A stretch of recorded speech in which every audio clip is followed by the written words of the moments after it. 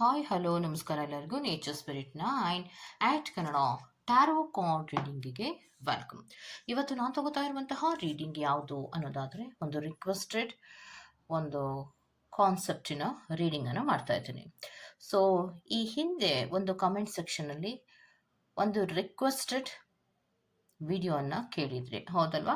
So ನಮ್ಮ person ನಮಗೆ ಕಾಲ್ ಅಥವಾ ಟೆಕ್ಸ್ಟ್ ಮೆಸೇಜನ್ನು ಮಾಡ್ತಾರಾ ಇಲ್ವಾ ಅನ್ನೋದ್ರ ಬಗ್ಗೆ ರೀಡಿಂಗನ್ನು ಮಾಡಿ ಮೇಡಮ್ ಅಂತ ನೀವು ರಿಕ್ವೆಸ್ಟನ್ನು ಮಾಡಿದ್ರಿ. ಸೊ ಯಾರೆಲ್ಲ ಈ ತರಹದ ಒಂದು ವಿಚಾರಕ್ಕೆ ಸಂಬಂಧಪಟ್ಟಂತೆ ವೆಯ್ಟನ್ನು ಮಾಡ್ತಾ ಇದ್ದೀರೋ, ಈ ತರಹದ ಒಂದು ವಿಡಿಯೋ ಬೇಕು ಅಥವಾ ಈ ತರಹದ ಒಂದು ರೀಡಿಂಗ್ ಬೇಕು ಅಂತ ವೆಯ್ಟ್ ಮಾಡ್ತಾ ಇದ್ದೀರೋ ಅವರೆಲ್ಲರಿಗೂ ಕೂಡ ಸೇರಿಯೇ ಮಾಡ್ತಾ ಇರುವಂತಹ ರೀಡಿಂಗ್ ಆಗಿರುತ್ತೆ. ಸೊ ಇದೆಲ್ಲವೂ ಕೂಡ ಇನ್ ಜನರಲ್ ಆಗಿರುವಂತಹ ರೀಡಿಂಗ್ ಆಗಿರೋದ್ರಿಂದ ನಿಮಗೆ ರೆಸೋನೇಟ್ ಆದರೆ ಮಾತ್ರ ತಗೊಳ್ಳಿ. ಹಾಗೇನೆ ಸ್ಕ್ರೀನ್ ಮೇಲೆ ಕಾಣ್ತಾ ಇರುವಂತಹ ಒಂದು ನಂಬರ್, ಅದು ಪರ್ಸನಲ್ ರೀಡಿಂಗಿನ ನಂಬರ್ ಆಗಿರುತ್ತೆ. ಯಾರಿಗೆಲ್ಲ ಪರ್ಸನಲ್ ರೀಡಿಂಗಿನ ಅವಶ್ಯಕತೆ ಇದೆಯೋ ಅವರೆಲ್ಲರೂ ಕೂಡ ವಾಟ್ಸಪ್ ಮೆಸೇಜನ್ನು ಮಾಡೋದ್ರ ಮೂಲಕ ಪೇ ಮಾಡಿ ನಿಮ್ಮ ರೀಡಿಂಗ್ಸ್ಗಳನ್ನು ನೀವು ತಗೋಬೋದಾಗಿರುತ್ತೆ. ಸೊ ಈ ರೀಡಿಂಗ್ ಯಾವ ರೀತಿ ಇರುತ್ತೆ ಅನ್ನೋದಾದರೆ, ಒಂದು ಲಾಂಗ್ ಡಿಸ್ಟೆನ್ಸ್ ರಿಲೇಷನ್ಶಿಪ್ಪಿನಲ್ಲಿ ನೀವಿದ್ರೆ, ಬ್ರೇಕಪ್ಪಿನಲ್ಲಿ ನೀವಿದ್ರೆ, ಅಥವಾ ಅನಿವಾರ್ಯವಾದಂತಹ ಕೆಲವು ಕಾರಣಗಳಿಂದ ಕಮ್ಯುನಿಕೇಷನ್ಸ್ ಗ್ಯಾಪ್ಗಳು ನಿಮ್ಗೆ ಏನಾದರೂ ಬಂದಿದ್ರೆ, ಅಥವಾ ಈಗೋ ಕ್ಲಾಶಸ್ಗಳಿಂದ ಕಮ್ಯುನಿಕೇಷನ್ಸ್ ಪ್ರಾಬ್ಲಮ್ಗಳು ಬಂದಿದ್ರೆ, ಏನೋ ಒಂದು ಮಿಸ್ಅಂಡರ್ಸ್ಟ್ಯಾಂಡಿಂಗ್ ಇಂದ ಕಮ್ಯುನಿಕೇಷನ್ ಗ್ಯಾಪ್ಗಳು ಬಂದಿದ್ರೆ ಅವರು ನಿಮ್ಮ ಹತ್ರ ಮಾತಾಡ್ತಾರಾ ಇಲ್ವಾ, ಅಂದ್ರೆ ಅವರು ಕಮ್ಯುನಿಕೇಷನ್ಸ್ ಅನ್ನ ಮಾಡ್ತಾರಾ ಅಥವಾ ಟೆಕ್ಸ್ಟಿನ ಮೂಲಕ ನಿಮಗೆ ಮೆಸೇಜನ್ನು ಕೊಡ್ತಾರಾ ಕೊಡೋದಿಲ್ವಾ, ಅವರು ನಿಮ್ಮ ಹತ್ರ ಮತ್ತೆ ಪುನಃ ಮಾತಾಡುವಂತಹ ಪ್ರಯತ್ನವನ್ನ ಮಾಡ್ತಾರಾ ಇಲ್ವಾ ಅನ್ನೋದ್ರ ಬಗ್ಗೆ ನಾನು ರೀಡಿಂಗನ್ನು ತಗೋತಾ ಇರೋದು. ಕ್ಲಿಯರ್? ಟೆಕ್ಸ್ಟ್ ಅಥವಾ ಮೆಸೇಜನ್ನು ನಿಮ್ಮ ಪರ್ಸನ್ನು ಮಾಡ್ತಾರಾ ಅಥವಾ ಇಲ್ವಾ ಅನ್ನೋದ್ರ ಬಗ್ಗೆ ಇದು ರೀಡಿಂಗ್ ಆಗಿರುತ್ತೆ. ಸೊ ಈ ತರಹದ ಸಿಚುವೇಶನ್ಗಳಲ್ಲಿ ನೀವಿಲ್ಲ, ನಿಮ್ಮ ಪರ್ಸನ್ ನಿಮ್ಮ ಜೊತೆ ಚೆನ್ನಾಗೇ ಮಾತಾಡ್ತಾ ಇದ್ದಾರೆ ಅಂದರೆ ಇದು ನಿಮಗಳಿಗೆ ಅನ್ವಯವಾಗುವಂತಹ ರೀಡಿಂಗ್ ಆಗಿರೋದಿಲ್ಲ. ಕಮ್ಯುನಿಕೇಷನ್ಸ್ ಗ್ಯಾಪ್ನಲ್ಲಿ ಇರೋರಿಗೆ, ಲಾಂಗ್ ಡಿಸ್ಟೆನ್ಸ್ ರಿಲೇಷನ್ಶಿಪ್ನಲ್ಲಿ ಇರೋರಿಗೆ, ಬ್ರೇಕಪ್ಪಿನಲ್ಲಿ ಇರೋರಿಗೆ, ಹಲವಾರು ಕಾರಣಗಳಿಂದ ಕನೆಕ್ಟಿವಿಟಿ ಸಿಗದೆ ಇರೋರಿಗೆ ಮಾತ್ರ ಇದು ಅನ್ವಯವಾಗುವಂತಹ ರೀಡಿಂಗ್ ಆಗಿರುತ್ತೆ. ಕ್ಲಿಯರ್? ಓಕೆ. ನೆಕ್ಸ್ಟ್, ಈ ರೀಡಿಂಗ್ ಅನ್ನು ನೋಡಬೇಕು ಅಂದರೆ ನೀವು ಖಂಡಿತವಾಗಿಯೂ ನಿಮ್ಮ ಮುಂದೆ ಇರುವಂತಹ 2 ಆಪ್ಷನ್ಗಳಲ್ಲಿ ಯಾವುದಾದರೂ ಒಂದನ್ನು ಆಯ್ಕೆ ಮಾಡ್ಕೊಳ್ಳಿ.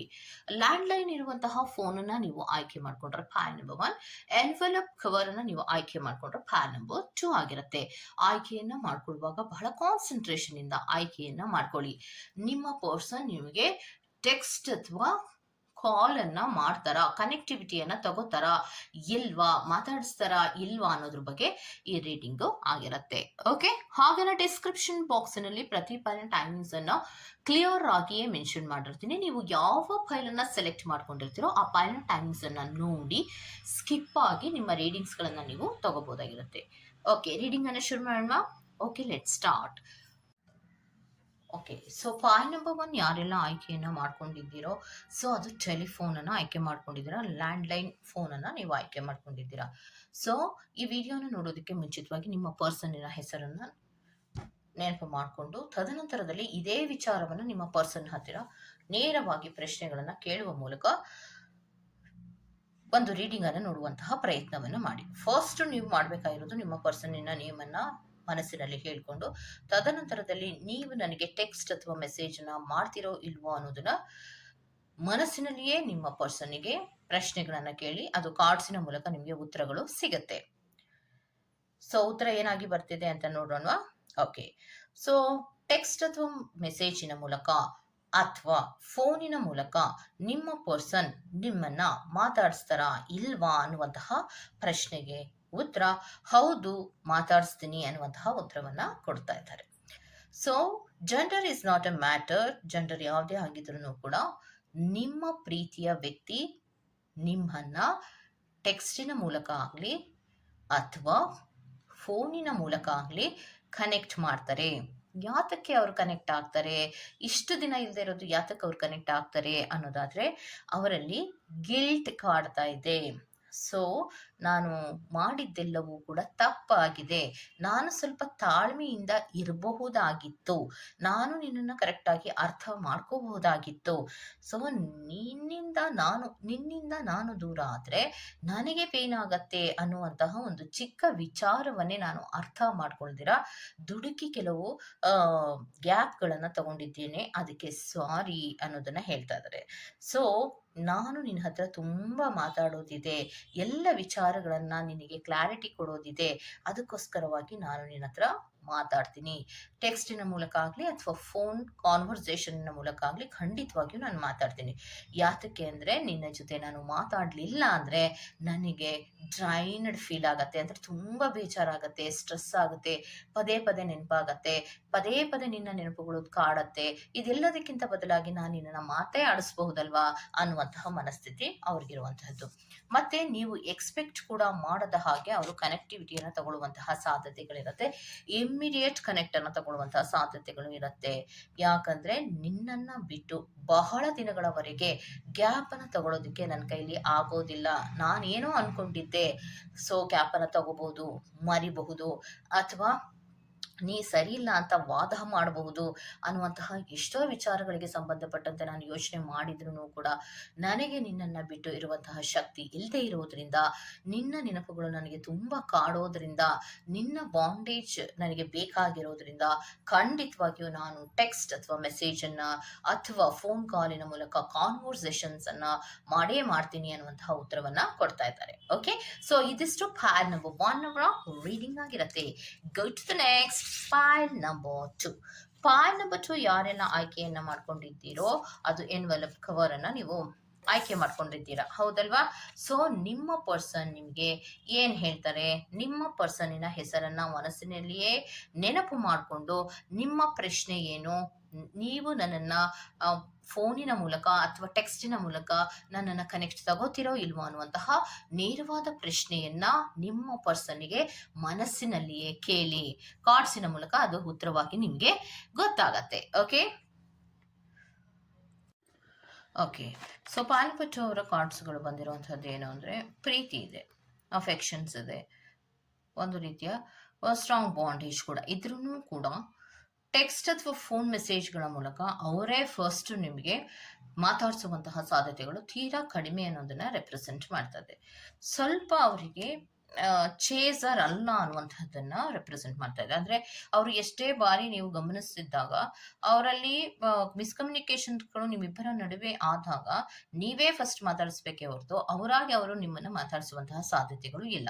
ಅವರಾಗ ಅವರೇ ಟೆಕ್ಸ್ಟ್ ಮೆಸೇಜ್ ಮಾಡೋದಾಗ್ಲಿ, ಅವರಾಗ ಅವರೇ ಫೋನ್ ಮಾಡೋದಾಗ್ಲಿ, ಈ ತರಹದ್ದು ಯಾವುದು ಇಲ್ಲ ಅನ್ನುವಂಥದ್ದನ್ನ ರೆಪ್ರೆಸೆಂಟ್ ಮಾಡ್ತಾ ಇದೆ. ಅಂದ್ರೆ ನಾನು ಹೋಗಿ ಮಾತಾಡಿಸ್ಬೇಕು ಅನ್ನುವಂತಹ ರೀತಿಯ ಮನಸ್ಥಿತಿಗಳು ಅವರಲ್ಲಿ ಇಲ್ಲ ಅನ್ನುವಂಥದ್ದನ್ನ ರೆಪ್ರೆಸೆಂಟ್ ಮಾಡ್ತಾ ಇದೆ. ಯಾಕಂದ್ರೆ ನಾನು ಚೇಸರ್ ಅಲ್ಲ, ನಾನು ಹುಡುಕೊಂಡು ಹೋಗಲ್ಲ. ನನ್ನ ಪ್ರೀತಿ ಬೇಕು ಅಂದ್ರೆ ಅವರೇನಾದ್ರೂ ಡಿಸಿಷನ್ಸ್ ಅನ್ನ ತಗೋಬಹುದೇ ಹೊರತು ನಾನು ಯಾವುದೇ ಫೋನ್ ಕಾಲ್ ಆಗ್ಲಿ ಮೆಸೇಜ್ ಆಗ್ಲಿ ನಾನು ಮಾಡೋದಿಲ್ಲ ಅನ್ನುವಂತಹ ಉತ್ತರಗಳನ್ನ ಕೊಡ್ತಾ ಇದ್ದಾರೆ. ಹಾಗಿದ್ರೆ ಪ್ರೀತಿ ಇಲ್ವಾ ಅನ್ನೋದಾದ್ರೆ, ಪ್ರೀತಿ ಇದ್ರೂ ಕೂಡ ಕೆಲವೊಮ್ಮೆ ತಮ್ಮದೇ ಆದಂತಹ ಬೌಂಡ್ರೀಸ್ ಗಳನ್ನ ಅವರು ಹಾಕೊಳ್ಳೋದ್ರಿಂದ ಅವರು ಫೋನ್ ಅಥವಾ ಟೆಕ್ಸ್ಟ್ ಮೆಸೇಜ್ಗಳನ್ನ ಸದ್ಯಕ್ಕಂತೂ ಮಾಡುವಂತಹ ಸಾಧ್ಯತೆಗಳು ಇಲ್ಲ ಅನ್ನುವಂತಹದನ್ನ ರೆಪ್ರೆಸೆಂಟ್ ಮಾಡ್ತಾ ಇದೆ. ಮತ್ತೆ ಇನ್ನೊಂದೇನು ಅಂದ್ರೆ, ಅವರ ಮನಸ್ಸಿನಲ್ಲಿ ಇನ್ನೂ ಕೂಡ ಕೆಲವೊಂದು ವಿಚಾರಗಳಿಗೆ ಕನ್ಫ್ಯೂಷನ್ಸ್ ಇದೆ, ಕ್ಲಾರಿಟಿ ಇಲ್ಲ, ಅನ್ಕ್ಲಿಯರ್ ಆಗಿದ್ದಾರೆ. ಸೊ ಅವರ ಮೈಂಡು ಮತ್ತೆ ಮನಸ್ಸು ಇನ್ನೂ ಕೂಡ ಒಂದು ರೀತಿಯ ಸಮಾಧಾನವಾದಂತಹ ಪರಿಸ್ಥಿತಿಗೆ ಬಂದಿಲ್ಲದೆ ಇರೋದ್ರಿಂದ ಅವರು ನಿಮ್ಮನ್ನ ಮಾತಾಡಿಸುವಂತಹ ಸಾಧ್ಯತೆಗಳು ತೀರಾ ಕಡಿಮೆ ಅನ್ನುವಂಥದ್ದನ್ನ ರೆಪ್ರೆಸೆಂಟ್ ಮಾಡ್ತದೆ.